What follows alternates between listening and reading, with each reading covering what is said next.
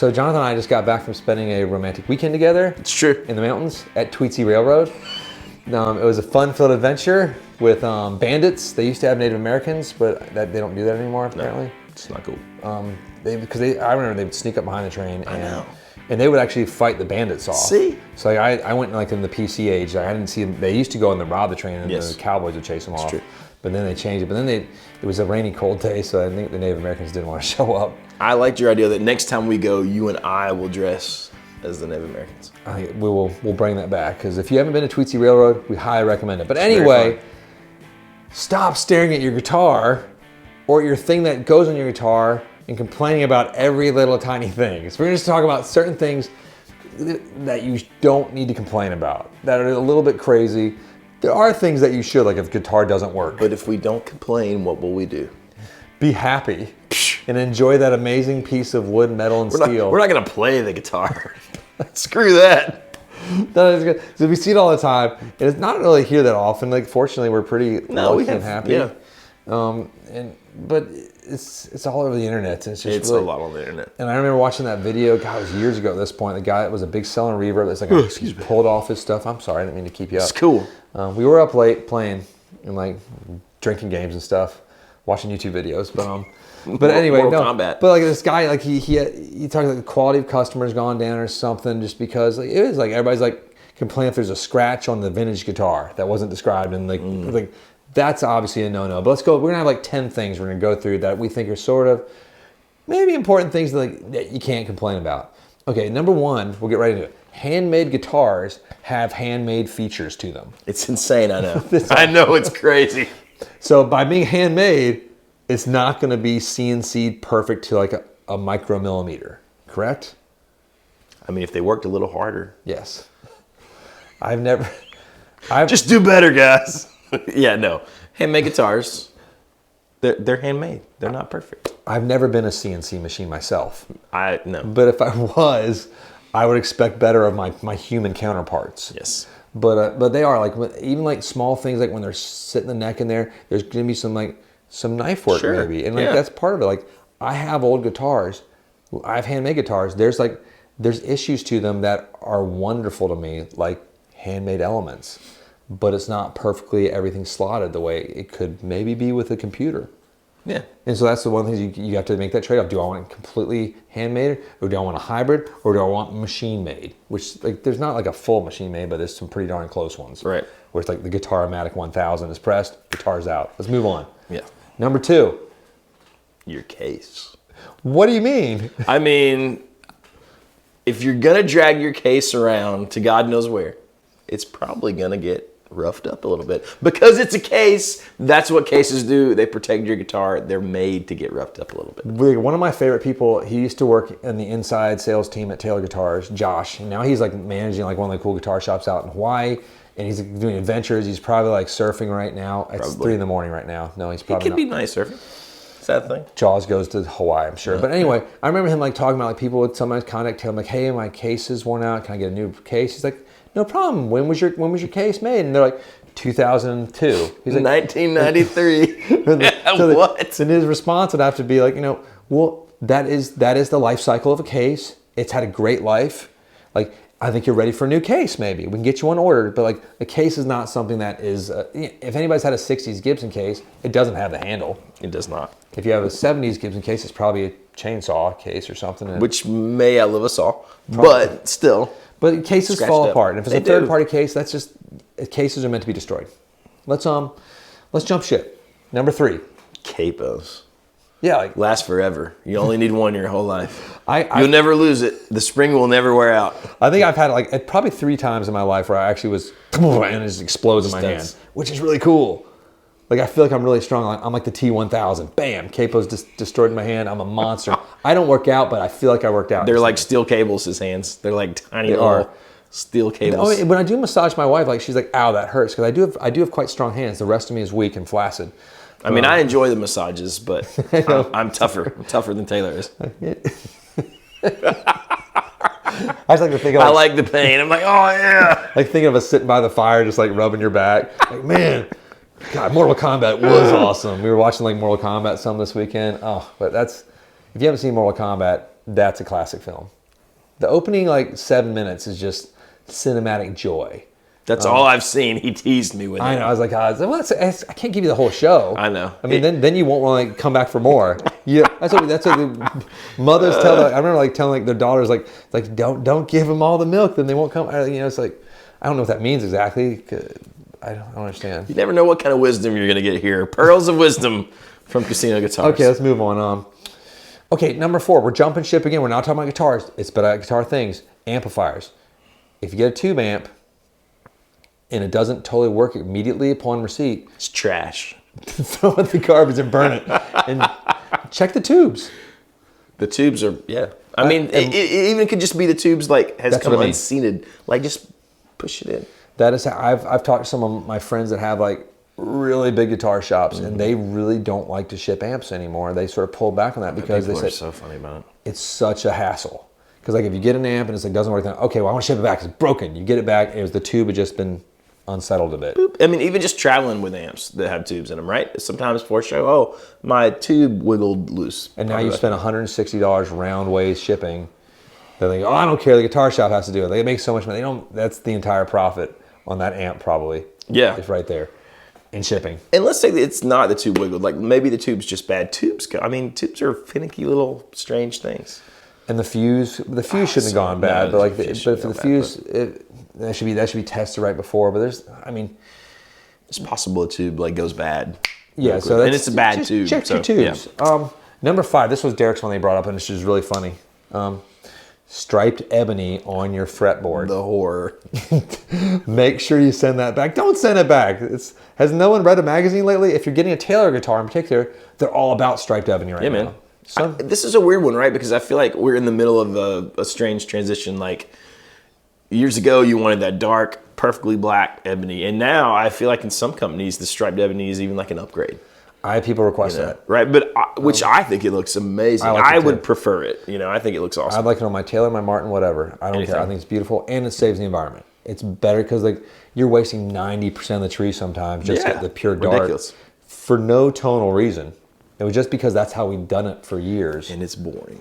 It's boring. I mean, it looks good. Like if you want to get a classic, Whatever. Imagine like a D28 though with like a little stripe in it. It'd be How awesome. cool would that look? I think it'd be cool. We're gonna get somebody like, how could you say that? D28s have never had stripes in them ever. I'm like, well, I got some from the 70s that had some funnier things than stripes in them. So And it's cool, like a little fingerprint on your guitar. yeah, it's neat. Like we talked about before, stolen guitars. You can be like, oh yeah, no, mine has this stripe. Only one that has it. Number 6. This one's funny. It has happened before. It's happened to us. It's happened to every guitar shop. Hey, Know the man. my guitar is all scratched up. Can't believe you guys sent me this piece of trash. This is not new. Sir, ma'am, did you peel the plastic from the pick guard? Oh, sorry, thanks. Yeah. And it's with Taylors in particular, it's hard to tell. They put that plastic is like boom, it's sealed on there. I remember it was a GT, a Grand Theater that we shipped out, and they like, hey, this pick guard's been used. We don't like it. It's a used guitar. I'm like, hey, sorry. And it turned out the pick guard actually had been used a little bit, but it had plastic on, but it was used for the photo shoots for like the wood and steel, like and stuff like that. And then they put the plastic back on it and they strummed a little bit, which is like, that's amazing. But then we were going to return it and like, cool, send it back. If it's not the guitar you want or whatever, we'll take it. But it means the plastic's on it. The guitar sold a week later or a day later. And I have to give Sean credit for this. He smartly sometimes peels the corner so they can see, plastic.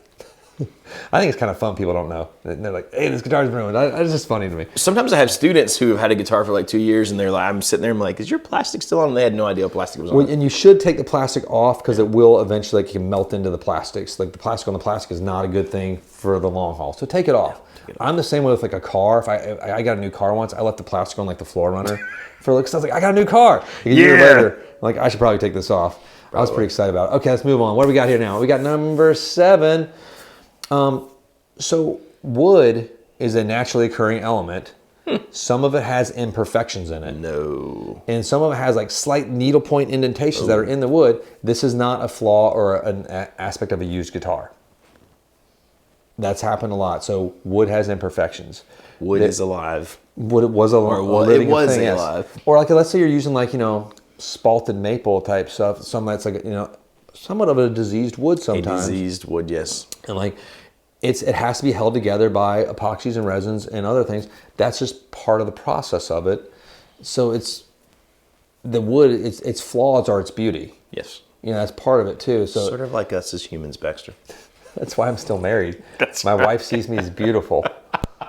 You're special. And I gave her 3 children. She can't leave, and they need her. Yeah, so let's go on to number 8's funny. Guitar virgin. Your guitar's been played. There's no such thing as a guitar It virgin. just has been. So yeah, this is the thing we were talking about. Like it drives everyone in the world like nuts. Like from Sweetwater, the massive things, to like Guitar Center, to us, to like guys at the Wildwoods, the big dudes too. Like your guitar, hopefully, has been played Yeah. and inspected and set up, and possibly even the strings changed. Yeah. Because like we change all of our Martin guitar strings almost immediately upon receipt. We can let them Pretty sit darn for a close to week me. Yeah. to 2 just to let those. But Martin strings just don't last that long. So we put electrics on. We do. So like the guitar's been touched. It has been played to make sure it works. Yep. Make sure all the pickups work. Make sure electronics are working if it's electric. Make sure there's nothing wrong with the setup.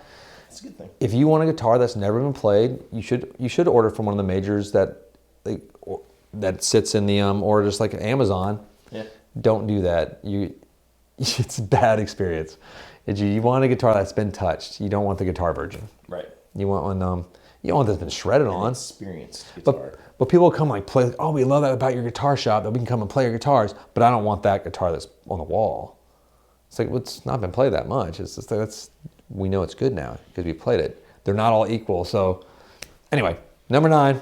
This one's funny. This is a major one. What if your sticker is missing from the guitar? Not the plastic, the sticker. The sticker that's supposed to go on top of the plastic to denote what the guitar is. Yeah. Definitely return the guitar. Absolutely. Now, why might that sticker not be there?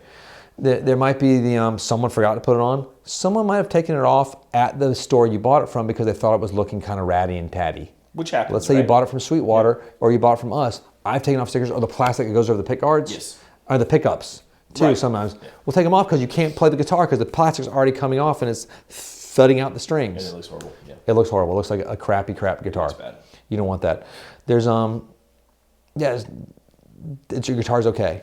It hasn't been shredded. And oftentimes it looks like your guitar's been shredded on with the plastic. It's just the way the shrink wrap is working. It's not been, it comes up at, anyway, anyone that's ever had a toddler knows this when they do shrink wrap things. Like when you shrink wrap Your children. toddler. Yes. They need it at least once a year. It's child rearing in North Carolina, kids. That's how we do it.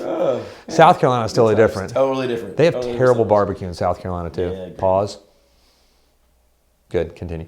That's for our friends out there that we're telling you. South Carolina barbecue is better than North Carolina. That's incorrect 100%. North Carolina's got the best barbecue. That's right, Christy Robinson. We're talking to They you. were talking to his wife. You're never going to see this, but She'll never watch it, so it's I'll for tell you. Okay, number 10, the final one. If you buy your guitar direct from the manufacturer, you have successfully cut out the middleman, which is fine, but then all the things that the middleman does, like test your guitar, maybe set your guitar up if it needs tweaking, those things become your responsibility. Or to see if the guitar's not a dud. Because I mean, we work with some of the best guitar makers in the world, like from Taylor to Martin yes. to Loudon to Fender to PRS, everyone. yeah. It's we've had some duds from them. Sure. Like we've had some duds from Taylor. Yes. Like we take them in, we look at them, we play them, we set them up.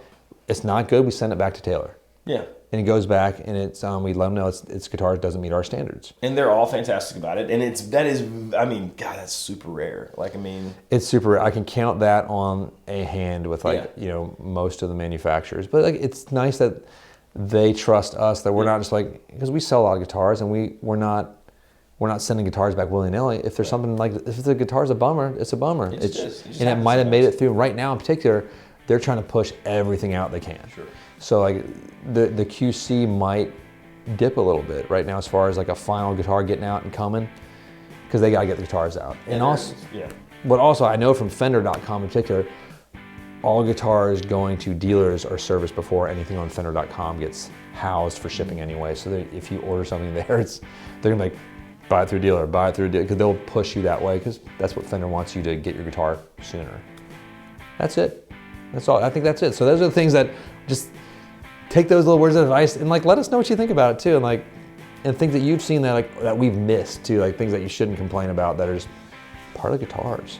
It's part of guitars. Part of guitars in the guitar world. Or you maybe think we're insane and you should complain about all these things because it makes you happier and your life fuller, as it often does when we complain about things. I think you deserve to be shrink wrapped if that's the case. Let us know in the comments. Hit like and subscribe. Click the bell so you don't miss videos in the future. We'll see you guys next time.